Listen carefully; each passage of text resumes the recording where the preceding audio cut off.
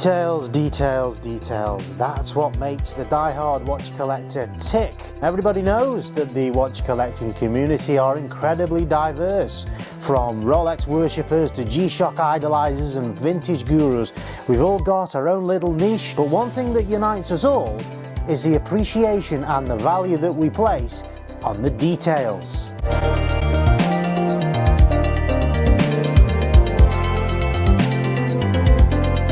Collectors, the devil is in the detail, and for many, Rolex, their designs are quite homogenized now, i.e. they're all pretty similar in terms of aesthetic design. You can pick up pretty much any Rolex model now on either a Jubilee or an Oyster bracelet, or with a blue dial or a green dial. And I've got to be honest, the collector inside of me kind of finds that a little bit boring. Now I get asked all of the time, Vinny, what is the next biggest Rolex investment watch? But the real question that they're actually asking when they say that is, which Rolex watches will collectors lust for 10 to 20 years in the future?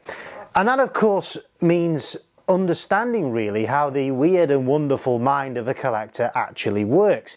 Collectors place value on details. The detail of a watch's rarity, the detail of its historical significance in terms of design, form and function. So I've had to think, are there any Rolex watches that nobody is really talking about that I believe may be an attractive proposition to a future collector, an investor? Now first up is the Rolex Domino's watches. Now among Rolex collectors, a little extra something on the dial always usually intends to add value. Maybe that might be a signature or the crest of a foreign Middle Eastern state, or maybe an armed forces insignia, or in this case a pizza shop logo. Now these days Rolex is very reluctant to put anything other than their own branding on their dials, but this was a massive thing back in the 60s and 70s when Rolex were fighting for market share. Promotional dials and corporate logos were a big thing, especially in the United States, and these were not aftermarket additions. No,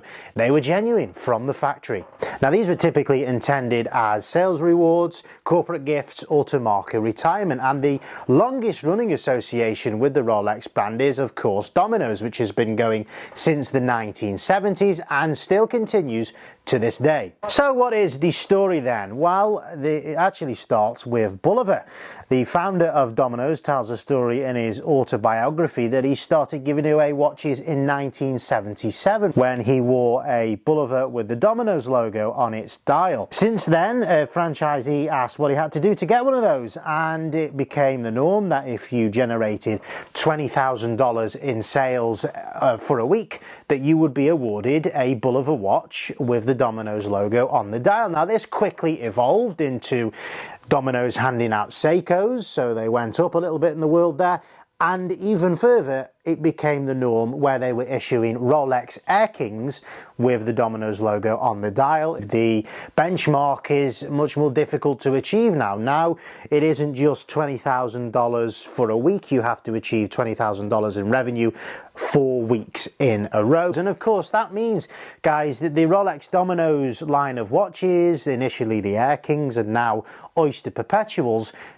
are not standard issue. They cannot be purchased from an authorized dealer and therefore, by definition, are completely rare. They are special editions, they are limited editions. It's a relatively affordable collectible as well. A contemporary bracelet logo, Oyster Perpetual, actually sells for the same price as a non-branded one, which is to say, of course, significantly over list price, of course. The older logos featuring on the dial prices are starting to rise, however, on the secondary market. And who knows, this may be the next big thing. If you have a look across eBay, Chrono24, there aren't really that many of these that you can pick up on the secondary market, and it ticks the box of rarity, and it also ticks the box of there's a fantastic story behind it. For me, you're going to be in one of either two camps. That's Camp A, which would be listening to this video and thinking, my God, that's absolutely disgusting. Why the hell would I want to have a Rolex, which is such a prestigious luxury, aspirational brand with a logo like Domino's on there, a fast food chain?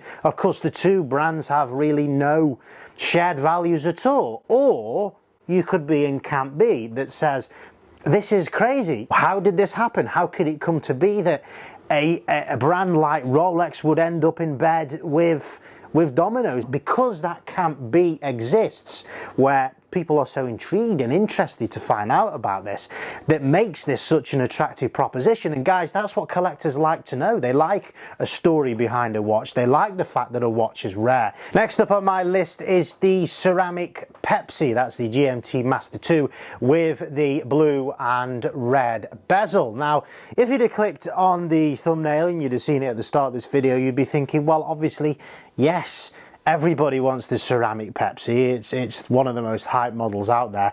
Vinny, this is no news to us that this might be a value appreciating model in the future. But actually, no, I'm not here to generally advise you to buy the ceramic Pepsi. What I'm here to actually inform you about is the Mark 1. That is the very first edition of the ceramic Pepsi, which came out in 2018 on a Jubilee bracelet, which actually features what we would call a bit of a defect. The bezel actually isn't what it was always intended to be, a clear, crisp blue and red combination, and actually appears under most lights to be more of a purple and a pink. And that's the reason why that particular model, a 2018, one of the very first editions of that ceramic Pepsi, for me is a potential future collectible. And of course, the first iteration of the GMT Master 2 Pepsi on a ceramic bezel was the all black bezel, and it took them quite a while. That was released, I think, around 2007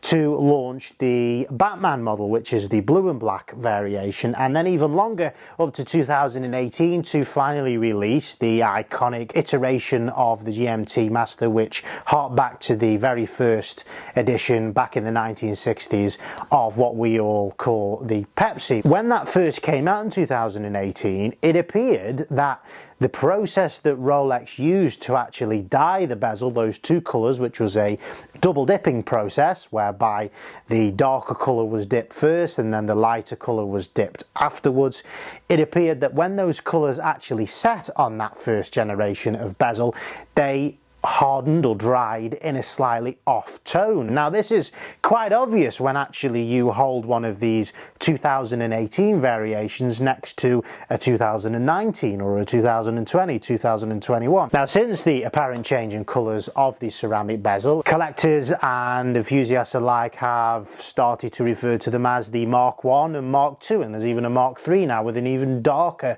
blue and red combination. But that Mark 1 is a bit of an oddity, and we know, guys, what do we have to tick the boxes of a potential future collectible? One, rarity. This was only a watch that was produced in 2018, and because there's a story behind it, and it's very rare for Rolex to actually have defects on their watches, which of course is why they didn't admit to it with the colour change. They just quietly made it happen and hoped nobody would notice. And the final pick on the list for me is the white dial Rolex Milgauss. This was released in 2007. The 116-400 for me is a polarizing watch. It's one of those, again, that you either love or you hate, but in terms of the characteristics of the dial design, it's very rare to see a Rolex with luminous material on the hour markers that isn't just a flat white colour. These hour markers on this particular dial are orange, and combined with that really stark and interesting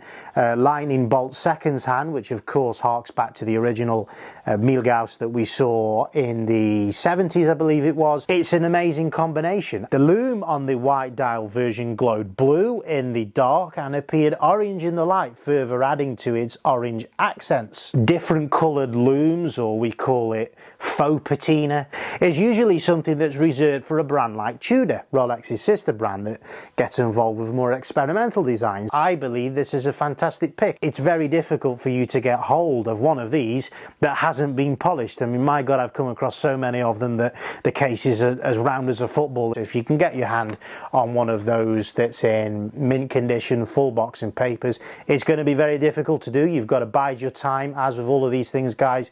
If you're going to be buying a watch as an investment, please invest the time in finding one that's in mint condition and with box and papers, with the provenance there, that it's been serviced and well looked after. So you've got to tick those boxes as well before you're even starting your search. That advice applies to all of the watches that I've spoke about in this video. I hope that was helpful to you there. 3 watches that I believe are great potential in future investments that nobody talks about. Anyway guys, I'm Vinny, thanks very much for joining me back on the channel. Go check out beatthewaitlist-watches.com and I'll see you next week in the next one. Take care.